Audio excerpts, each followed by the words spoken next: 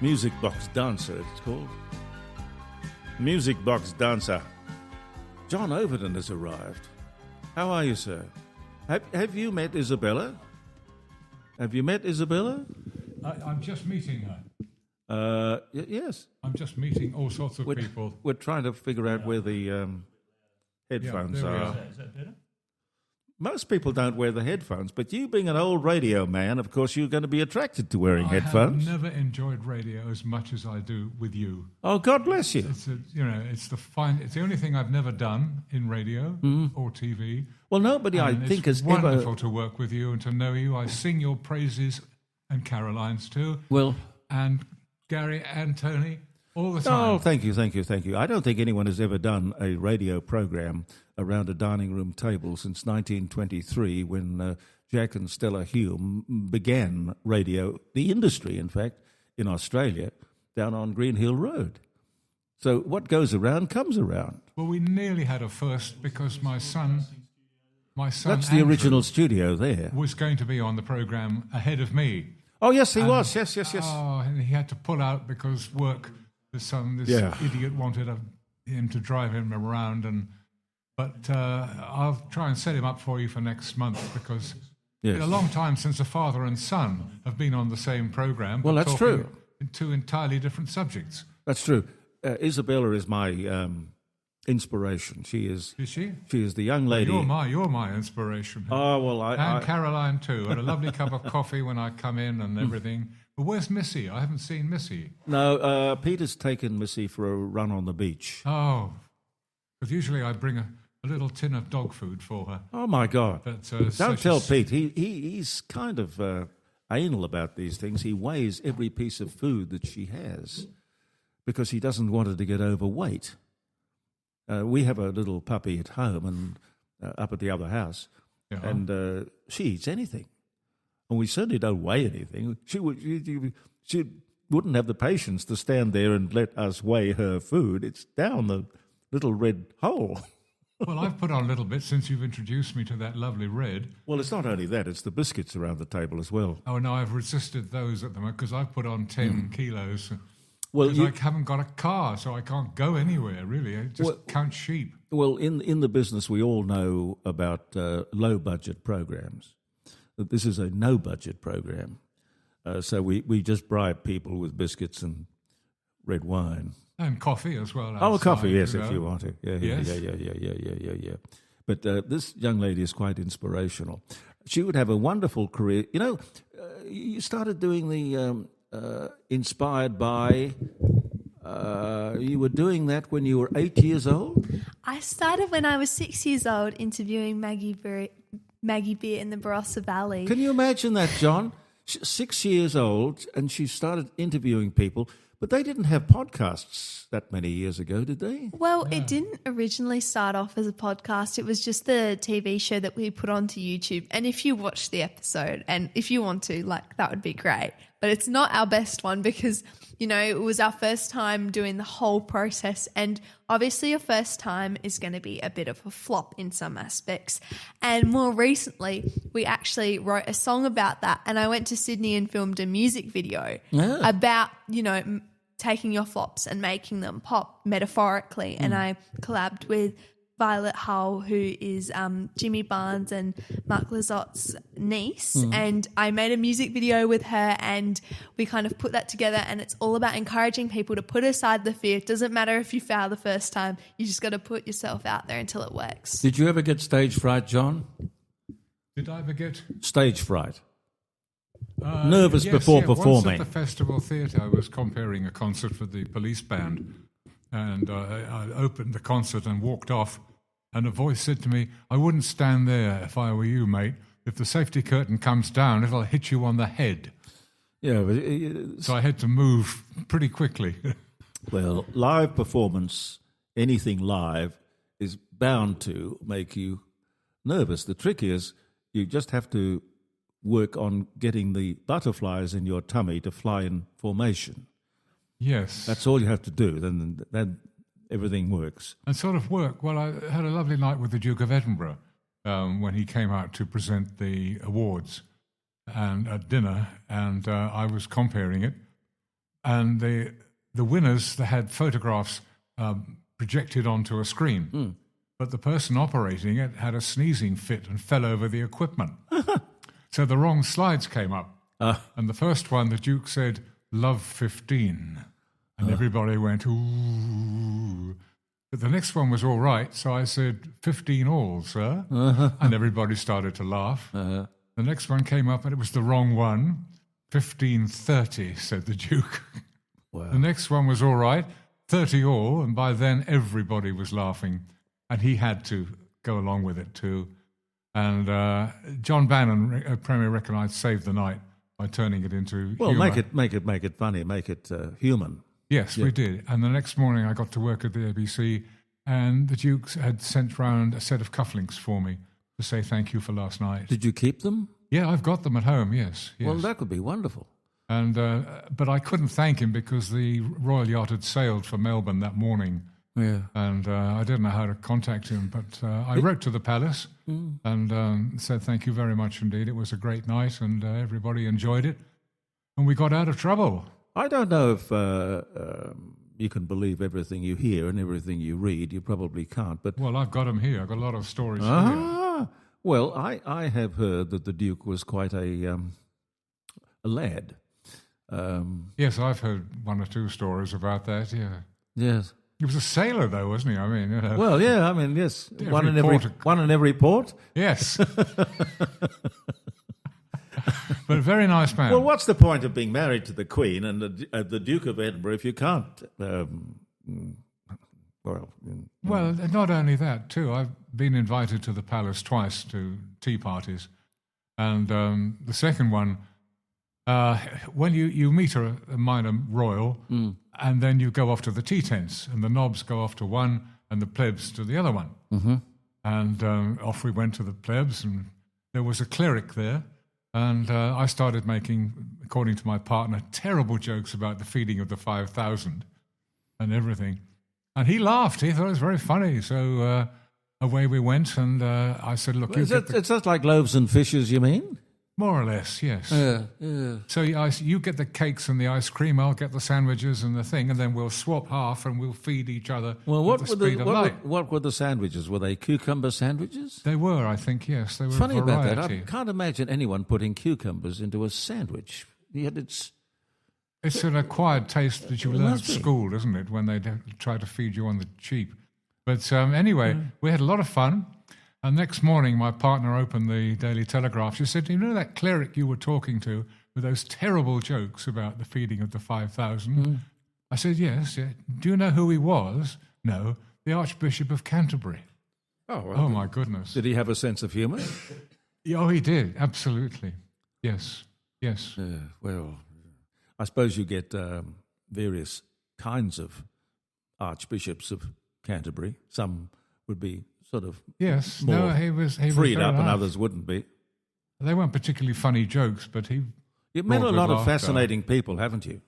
I've been very, very lucky. I've done other things. I've played rugby for Harrods department store too. I didn't know they were into the rugby league world. Not a league. I was with rugby. Selfridges, and they were Harrods were short, so they rang Selfridges. Do you have anybody who plays rugby? They had their own team. Yes. Selfridges and Harrods, and away we went. But the interesting thing was, I was working with. It was my introduction to Australians, and I don't know how they did it, but this particular group smuggled everything for the Christmas dinner out through the back door of Selfridges, including the turkey, the pudding, mince pies, everything. God. I'd never seen anything like it in my life, coming from Wiltshire. And we had a wonderful Christmas. Well, a sleight But a of naughty hand one. or really lacked security. Very strange. I would think they knew the security, and the security might have turned a blind eye. I mean, how do you smuggle a whole turkey out? I don't know. I've never tried. No, I certainly haven't either. Or pudding, or the entire meal. So, yeah, it was a lesson. And in the end, I sort of stayed there for a while until I got a more regular job, and then started knocking at the door of the BBC. Well, you don't want to work in this business. It's terribly unreliable. Isabella, very unreliable. You just don't know. Very much so. I think, especially, there's so many different variables influencing what the job market's going to look like. And I think what we've got to do is we've got to do the things that we're passionate about. Yeah. You doing radio, Vincent van Gogh painting, because anything you are passionate about, you will always do well. And if you can do something well, there'll be at least one person to begin with that appreciates whatever you do. But we've just got to kind of obviously be cautious with what you do. Don't go spending all your money into one direction, but just keep your mind open to anything that will happen in the future, because again, you can't influence the future, but you can influence the present and what you're doing. Absolutely, with that. absolutely. Yeah. You can't trust the bastards though, because you're getting on like a house on fire and everything is fine, and then they bring in another or a consultant or a manager from interstate or something like that. I'm just going to say, Nova this week announced they're going to outsource all of their what they call traffic and scheduling, which is people who set up all the playouts all overseas to some Indian or Philippine centre. They do that with all the call centres. It is impossible to talk to a human being in those big companies. You have an issue. It's crazy. And when you do get through to someone, it's the biggest inconvenience of their day. Yes. You have, say you've got a problem with Netflix, right? I think Netflix aren't too difficult to get through to, but just like imagine they are, because there are so many people that you pay subscriptions for and they're difficult to get through to. And you have paid $30 a month to have a subscription, and say it keeps doing that thing where it goes, we're having trouble playing this title at the moment. Nothing's wrong with your internet. There's nothing wrong with your surroundings. It should be working. And then they say, there's nothing we can really do about it at this time. It's like, well, it's the time most people are watching. And then obviously the person that you're talking to is from overseas and you can't understand a word they're saying. So, well, it's the only way I found around it was to risk everything in my life and buy a radio station, then they couldn't sack me. I think that's worked out very well for you. I think this dining room table is one of the very few places where you can actually speak the truth and it isn't, and speak the facts, and it's not spun into some political jargon that makes up the world that we have. Well, you know how you have disclaimers, and sometimes management insists that you have a disclaimer, and that is that the views expressed on this program do not necessarily reflect those of the management. But then again, we are the management, so that's the best. That's part. okay. I think what's happening is people are closing their ears to anything that isn't what the major broadcasting people and the government preach. Yeah. And it's, you try and share another opinion, and it's not that they can't even accept it. We're not asking them to necessarily agree with it, but they struggle to actually conceptualize the idea that there are other opinions and there are facts that actually matter a little bit more. Yeah. You two people, you've interviewed lots of people. Who's the one that sticks in your mind? And don't carry favour with me by saying me. All of those other people that you've spoken to, who's the most memorable? Most memorable interview? Oh, it really depends, because there's so many. Like, I can tell you stories about every interview and they're all quite funny in their own ways. You know, we've had people on that have been incredibly stony the whole time, and you're trying to, break the ice and make it entertaining, and they're not budging, and it's kind of like you're in this passive-aggressive standoff trying to make it a good program, but they're not. And we've had interviews we've done them in a hotel room, and someone we met that day has to trust us that we're not trying to, kidnap them or anything. And, we've done things with racing. We've done things where we've gone go-karting on someone's tennis court and they were an artist. But I think the bottom line is not what the most memorable interview is, but the message. It's all the same. And you wouldn't think that. You interview lots of people, you get different opinions, but every single person has said to do what you love. And I think that's the most memorable part of the whole journey, is that advice. Very diplomatically handled. John, he's got a kaleidoscope of film stars and celebrities and royalty. I've got into actors and people. I think the most enjoyable thing is when it really works. Because how do you know? How do you know? Well, you don't. More than you've done some homework. The press agent has teed it up for you, and you go along, and you don't know what's going to happen. The example I can think of was Frankie Vaughan. the press agent rang me and said, "Oh, he's going out to Sydney to sing in the clubs. Can you do an interview for the ABC that will publicise his visit and sell tickets?" And I said, "Absolutely, yes." So I went along to Frankie's palatial mansion, very, very nice, and we absolutely clicked. He had a very tough upbringing in South Africa. We talked about that. We talked about lots of things. And at the end, he just said, we'll stay for supper? And I said, "I'd love to, but I'm not dressed." "Oh, I'll lend you a jacket and tie if that's what you want." But there are 2 other guests coming, and they're bringing their wives for supper. They've just written a new book. I'll see they talk to you too. It'll be a short interview. Who were they? That's exactly what I asked. Morecambe and Wise. Oh, Morecambe and Wise. Yes. God, yes. What's the book about, Eric? It's 76 blank pages. 76 blank pages, yes. Write your own. It's all about Ernie's sex life. And away you went, bang, bang, bang. But as Frankie said, everything said at the dinner table is off the record. Yes, it stays around the dinner table.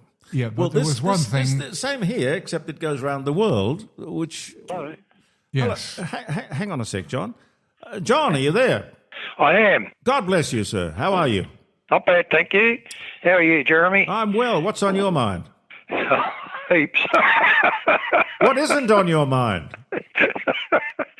Well, listen, I'm going to just roll off 3 quick things and then I'll get off the line, right? Okay, I've got John Ovenden with me, and I've got Isabella Taylor, and I've got Gary and Tony.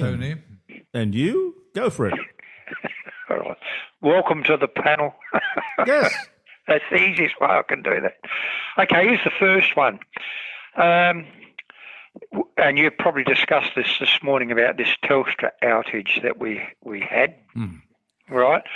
Which to me is it's pretty poor from Telstra. What I didn't really appreciate was Patricia Carvelis on the ABC having a crack at Sarah Henderson, because Sarah actually contacted the 000 number twice to find out whether it was working or not. That's reasonable. Yeah, well, she just sort of said to her, "You need to apologise to the people for thing." Well, she is the shadow communications minister, and she wanted to find out whether it was working or whether it wasn't working. So, to me, Patricia Carvelis should have just kept on her brain. She sits on them as far as I'm concerned. Well, you just have to listen to that program and her track record. She has a particular... agenda, she does. Well, it's an approach to life which doesn't sort of fit with me, and by the sound of it, doesn't fit with you. No, it doesn't. But it fits with the ABC. Yeah. Now, if you know what I mean. Yes, I do. Now, here's the second one. Our Prime Minister, Solomon Islands, offers $45 million for education, books and that for their education. And I believe that talking to the Indian Prime Minister last night or yesterday, he offered a sum of money for education to happen then. We have 48,000 children in this country that aren't going to school, and I know there can be varying reasons, but what's wrong with educating Australians first? Charity begins at home, absolutely. Exactly, and I just can't believe that the Prime Minister is just throwing money around like that. Well, it's not his. Why would he worry? Well, that's probably the point, Jeremy. He doesn't seem to worry about it.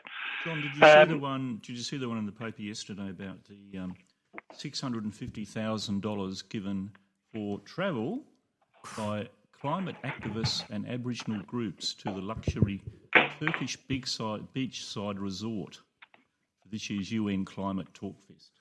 So 650,000 grand. So how much was the total amount? $650,000, $20,000 per person to fly climate campaigners. This is just one COP31 in Turkey in November. A meeting to talk about the climate. $61,000, John. Yeah. And the final point I want to raise, they're going to build this U-Butte stadium down in Tasmania for football, for AFL. Yeah. And I believe the person that is the, if you like, the contracted builder or what have you, he's gone into receivership. Yeah. Liquidation, that's the word. Liquidation, yeah. Oh, John. You might also add to your list the $500 million that we're giving to Papua New Guinea for their rugby league team. You got to scratch your head and worry about that. Whether you're building your first, second or third home or a seasoned property developer, no one likes extra scary costs. Rossdale Homes get that, which is why they pride themselves on their absolute fixed price guarantee. They believe trust is a must, and with their guarantee and fixed price contracts, you'll get no nasty surprises. For peace of mind, trust Rossdale, where only you can change the price. rossdalehomes.com.au, trust is a must. BLD 8104. The rain was falling down as I flew out of town. I went to Paris for the day. And there I got to know a certain Romeo with oh so gentle continental ways. Monsieur Dupin, Monsieur Dupin, you made me see so tenderly that I was never loved before. Monsieur Dupin, I know it's wrong, but I don't ever wanna go home anymore. Monsieur Lepont. Can you speak French, John? Un petit peu, monsieur. Oh, you can? Anything you can't do? C'est comme ça. You know. What's in the... Is this the scrapbook or one of the many? This is a scrapbook that I compiled while I was reading news for the BBC. Right. To about 16 million or 3 billion listeners around the world. God, that would make you nervous. I mean, going... No, you don't have time. Bob Caldecott, I rang. Bob was a great friend. I got him the British Empire Medal from the Queen, and I got him to write his autobiography. And so we were great friends. I came back from London, and I said, I often think of you, Bob. I sit in this tiny news studio waiting for the announcer to say, this is London, and then Big Ben starts up, and then the pips, and the green light goes out, and you're on. And I said, I wonder how Bob would cope with the pressure at the moment, because I'm about to shit myself. And Bob paused and said, I'm doing exactly the same thing. I said, well, Bob, I'll take that back to London. That's very encouraging to know that you creative are all tension. people. Creative tension. It's good to be on your mettle, and that's one way to get on your mettle. Well, how many listeners again? Sorry? How many listeners? Well, to the ordinary bulletin, about 16 million, and certainly that was with sport, when I was with sport. And I walked in the first day there, and I said, is that Richard Burton in the thing? And they said, yes. And I thought, interview. So I went in and started talking. I looked out through the glass, and everyone's laughing. It's Burton's twin brother, Graham. I didn't know he had a twin brother. Yeah. But that could be useful. Graham and I became great drinking mates. And I'm only the second journalist to get into Richard Burton's home and meet his mother and his sister and everybody. And the mother saying that he shouldn't have married Elizabeth Taylor. That was a mistake. Twice. Yes. Twice. He shouldn't have done. Did you ever hear him reading? In fact, I think they made a record. He made a record of it, Under Milk Wood. Yes, I have parts of it, yes. That's a remarkable piece of oratory. Amazing. Yes. Oh, he was an amazing actor, well, he really was. But, yeah. But Graham, we were great mates in the sports department. I had Cliff Morgan, the ex-international, as my boss. The best boss I ever had in radio. 11 o'clock on a Saturday night, there he is in the control room with sleeves rolled up, urging, I want those headlines read properly, John. I don't want them stuffed up. As if you would not read them properly. Well, it was my first broadcast, and he was making sure, mainly by shaking me, that I got the message. But I think that's likely to make you more nervous, isn't it? Well, Wales won so many games, and the Barbarians and the British Lions. With him behind the Barbarians. Behind the pack. Yeah. But he was the best boss I ever had in radio. Well, if they're not at the gate, where are they? Yeah, well, he really was nice, and we got on really well. And I didn't mess them up. No. He came out and he put his arms around me. He said, "No, from now on, you're not to be known as John Boyle in the sports room. You'll be known as John Bach, B-A-C-H, and that's the highest compliment a Welshman can ever pay you." Uh-huh. And I said, "Cliff, if you said now, I want you to run through that wall, I would, however long it would take me to knock it down." Well, there are some people who can inspire people to do great things. Well, he's a byword in Wales. Well, like Isabella. You know, I had with my partner a 10-day holiday courtesy of the Welsh Tourist Board. How many times have you been married? Just the once. Oh, really? Just the once. I pegged you for a serial offender. Not quite, no. I am looking for the perfect yes. gal, now, I'm sort of on my own, so yes, it's time now. But of course, not having a car, I can't drive anywhere to meet anyone. Well, you can't get away. No, but give me 3 weeks or so, and you think I'm going to get my license back. Oh, well, there's no reason. You No, I haven't had any more problems. It was not my accident. The car, I was not speeding. I was sober. It was the middle of the day. The car had been serviced. I was wearing a seatbelt. And I just blanked out and went across the road into a tree. Bang. Well, I wasn't in a car, but I fainted up at the house. And I don't know why. Oh, I do know why. I went onto that Ozempic thing because I wanted to lose weight. And I hadn't eaten for 3 days or something. And I just fainted. And Caroline panicked and called an ambulance. And never do that. I say, I'm not a doctor, so I shouldn't advise. Well, they pulled me matters. out. Oh, you shouldn't not. No, well, look, the ambulance comes along and says, we don't know whether you've had a seizure or you've fainted or you've had a stroke. But we have to take you to hospital. I said, That's no, you're what they not. did with me. I'm not going to hospital. Sorry. Well, anyway, I did. I spent 4.5 hours there, and they couldn't find anything wrong with me at all. No, the same with so me. I went faint. to the doctor. And the doctor said, I can't find anything wrong with you. No, the specialist couldn't find anything either. No problem. That's the big problem because they then have to take your license away because they can't find a cause for the blackout. They can't find a cause. So they take your license away in case you might do it again behind the wheel. Well, I've had we nothing. got it back. Absolutely no. I got nothing. it. I got it back, but it was 6 months of inconvenience, as it is for you. I've had 5 months of it, so I've only got 3 weeks to go. Oh, well, look, before I go, I'm nearly there. The home run, yeah, you're almost there. But it's a lonely life out there. Well, I've got 150 sheep to count, so that'll keep me going. But I'm looking sheep around. At night to go to sleep. Yes. No. You count sheep at night to go to sleep. Well, yeah, or I stop watching the World Cup. And some of them are very good looking. 1:30. Some of them are very good looking. What are you doing? Winding you up. Oh, winding me. She's very good winding people up. She winds people up all the time. Why is she doing? Well, it's a producer's thing. It's is it? The power of the producer is the great wind up. Oh, she's the producer. Oh, yes. Oh, really? Oh, yes. Yes. Oh, I see. Keeps me on the straight and narrow to time. Makes sure I don't step out of line. Have too much fun. You can't have that. Oh, no, you can't have too much fun, can you? I don't know. You can't. I don't know. Don't talk to Isabella about that sort of thing. I hope her mother keeps her away from such things for as long as possible. Well, this is a scrapbook that I compiled while I was at the BBC.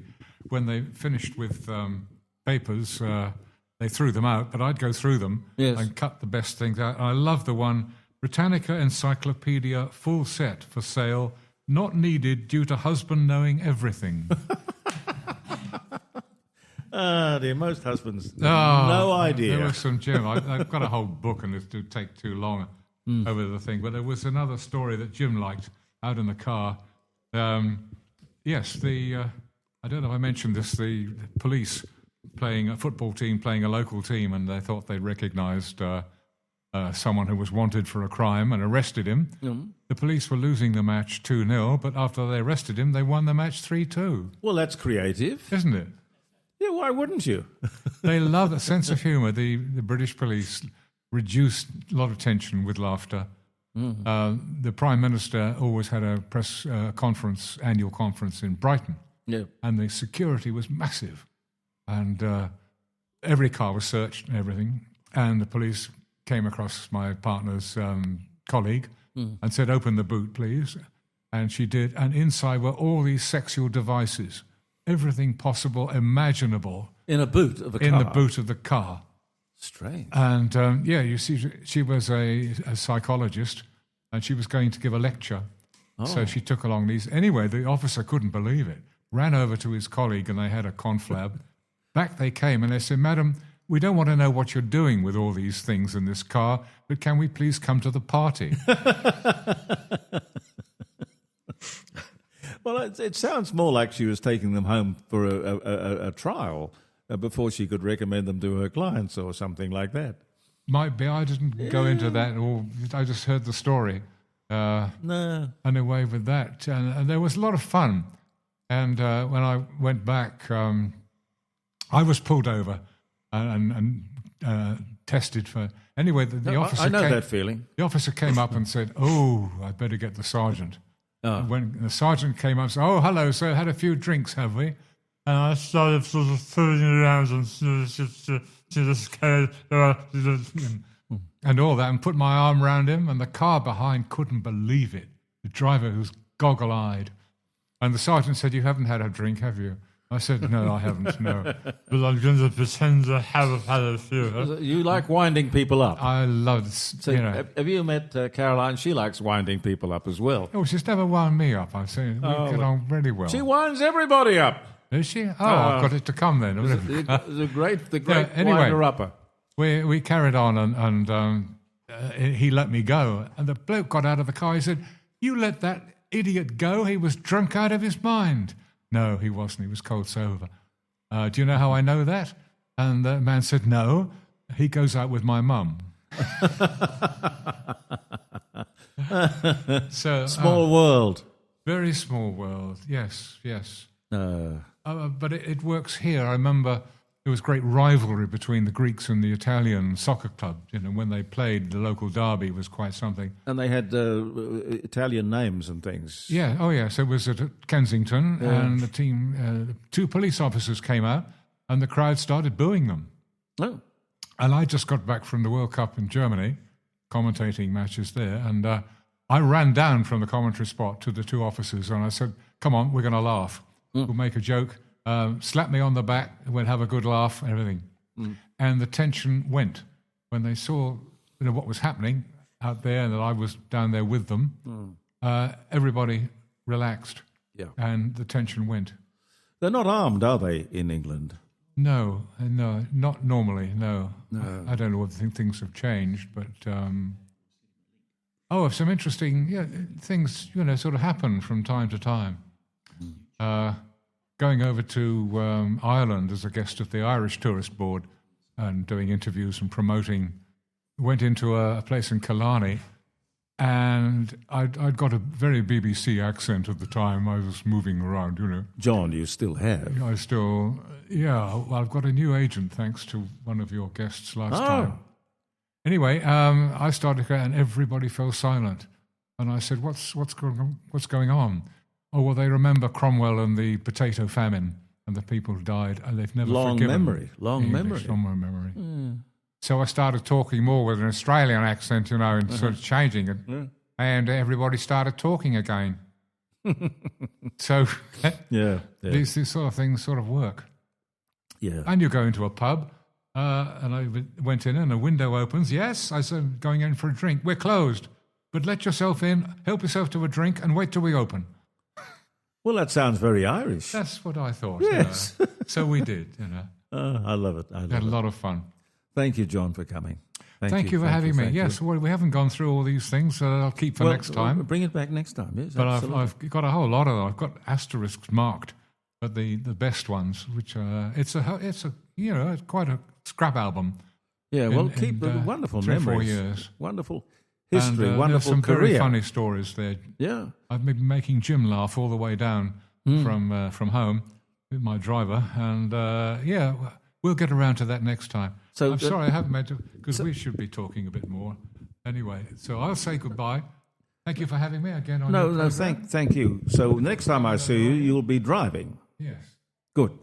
Fingers crossed. Okay. God bless you. Thank you for your support. Amazing man. John Ovenden, ladies and gentlemen. You can always go around if it don't look right coming down. Don't wait until you're sideways, maybe sliding on the ground. You can always go around. I know back when I learned to fly, my instructor was yelling in my ear. Power in, car peak cold, climb out and pitch, flaps to go, take it round the patch, one more time again.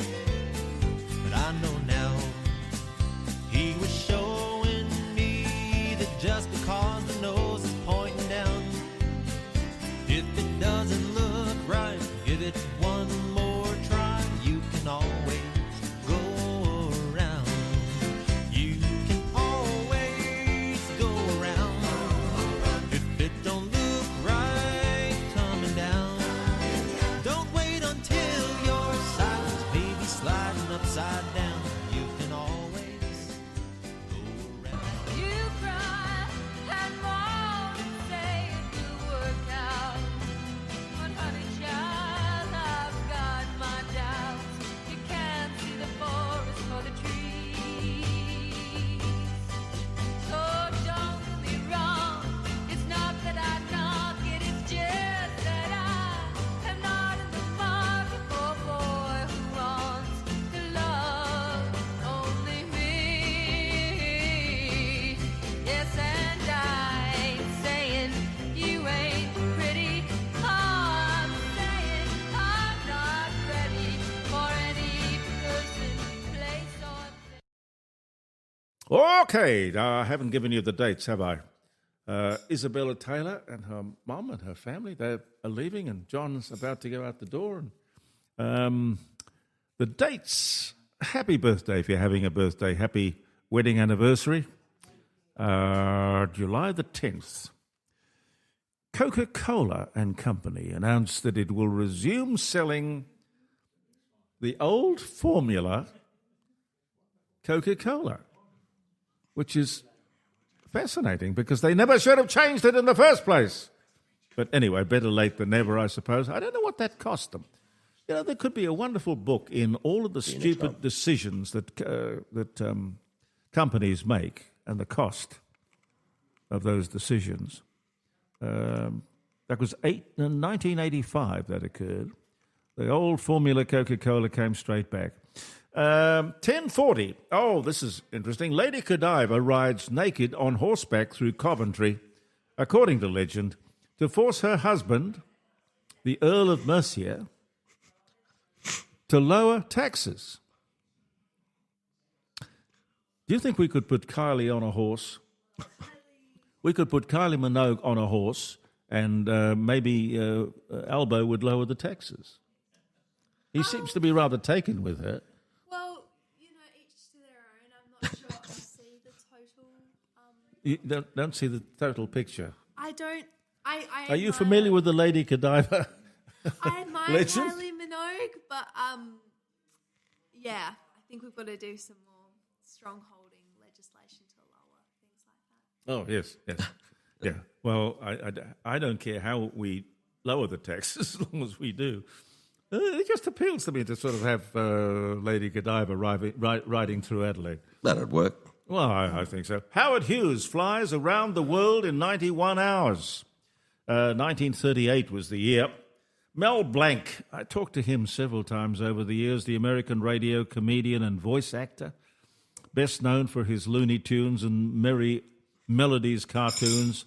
He was Bugs Bunny. He was Elmer Fudd. He was Porky Pig. And, he dies at 81. Who was the character that he did with the rooster? He says, I say. I say, boy. I say, boy. He says, Foghorn Leghorn. Foghorn Leghorn. Smart as a bowling ball. No, sharp as a bowling ball. Sharp. I know you're there, Wabbit. Yeah, Wabbit. Pesky Wabbit. Boris Yeltsin sworn in as the first elected president for the Russian Foundation in 1991. French foreign intelligence. There's an oxymoron. They blow up the Greenpeace boat Rainbow Warrior in Auckland Harbour. New Zealand is prevented. The whole thing was about the nuclear tests in the South Pacific. Dutch photographer Fernando Pereira was killed. 1985 was the year. I remember the day. The original sketch of Winnie the Pooh's 100-Acre Wood by E.H. Shepard sells for £430,000 in London, a record price paid for an illustration. 2018. The city of Dublin is founded on the banks of the River Liffey in 988. Gee whiz, that goes back, doesn't it? 988 was the year. Omar Sharif, the Egyptian actor, Dr. Zhivago, Lawrence of Arabia, dies at 83. He was a champion bridge player, wasn't he? Was bridge? Bridge, it was. Yeah. You've got a very deep voice over there. That's my cold, Jeremy. That's your cold, yeah. You're not trying to sound sexy, it's just... No. No, just... No. That's all right. Okay. No, I wish I could keep it. I'd go on radio. You are on radio. Oh, Stop dear. it. The Battle of Britain begins as Nazi forces attack shipping convoys in the British Channel. 1940 was the year. Nikola Tesla, the Serbian-American physicist, electrical engineer and inventor who developed alternating current as opposed to direct current, and the Tesla coil, was born in the Austrian Empire, now Croatia. He died in 43, but born 1856. Taylor Swift, named the world's highest paid entertainer by Forbes, earning $185 million in 2018. Small change from what she makes today. How much did the wedding cost? I don't think she cares. She likes a bash. Well, yeah, I don't know. I mean, what does he do? He's a baseball player, basketball. Yeah, and being paid hundreds of millions of dollars a year. I know. Oh. He's worth very much a fraction of what she's worth, so their prenup. Interesting prenup. They tell you about prenups around here at Seymour College?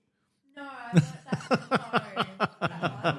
Oh, you learned that at home? Yes. I love that. When I was 14, I never knew anything about prenups. I think people if anyone listening needs to advise their children or grandchildren on that, look at people like Taylor Swift and Zendaya, and they've tied their things up nicely. Because I think you might know someone when it comes to the less nice end of the stick, things tend to change. Well, you see, you're a very wise young lady. I think being influenced by a very, very, very wise lady, young lady too. So, you've learned lessons. As Elmer Fudd said, be very, very careful. Be very, very careful. Yes. Marry in haste, repent at your leisure. It's an old saying. Taylor Swift, what? How long will it last? Oh, I don't know. I reckon she's had a tumultuous dating history up until now. Oh, gosh, don't even get me. She's had people cheat on her. She's cheated on. It's interesting. And I know she wanted to have kids, and she's kind of, her biological clock's ticking. So I think she'll probably have kids with him. How old is she? 34 or 35. 34, yeah. Mm. Oh, well, I would sort of say that's the prime of life. Indeed. I think that's prime time. John H. Hammond, American music producer, talent scout, promoter. activist. He discovered Billie Holiday, Teddy Wilson, Count Basie, Bob Dylan, Bruce Springsteen. He dies at 76, but born this day in... no, that's the date that he died, 1987. The first police radio system operated in Eastchester Township in New York. The first police radio system in 1933. We'd better go, hadn't we? The original Birkin. Have you got Je t'aime? Je t'aime. Ah, Je t'aime. Je t'aime. Je t'aime. Je t'aime. The original Birkin bag, designed for singer and fashion icon Jane Birkin. Oh boy. Je t'aime. Je t'aime. Oui, je t'aime. That's her without the bag. Eunice Kennedy Shriver, sister of President John F. Kennedy, founder of the Special Olympics, born in Brookline, Massachusetts. Died 2009 and born this day in 1921. What, Caroline? Oh, the first parking meter installed in England. 625 of them were installed. 1958 was the year. And Caroline says I must read this one as well. Donald William Sinclair, British co-proprietor of the Gleneagles Hotel and the inspiration for the character Basil Fawlty in Fawlty Towers. Born in Ireland, died in 1981, but born 1909. I've never heard of Donald William Sinclair. Yeah, very good. All righty, we got to go. And thanks to Rossdale Homes, our sponsors, and all our guests. What have I done with my rundown? Peter Gers was on. Dr. John Bruni, Professor Ian Plimer, Isabel Taylor, Neil Genman and his wonderful book, and John Ovenden. And Gary with a bad cold. Gary with a cold. Gary with a cold. Have a wonderful weekend. Thank you so much for being with us. We'll have a posting on Facebook at 9 o'clock on Tuesday morning, then again on Thursday morning. That's the Court of Public Opinion from the Garage. You can look that up, Jeremy Cordeaux. And this is jeremycordeaux.com, round the dining room table next Friday. Thank you so much for being with us.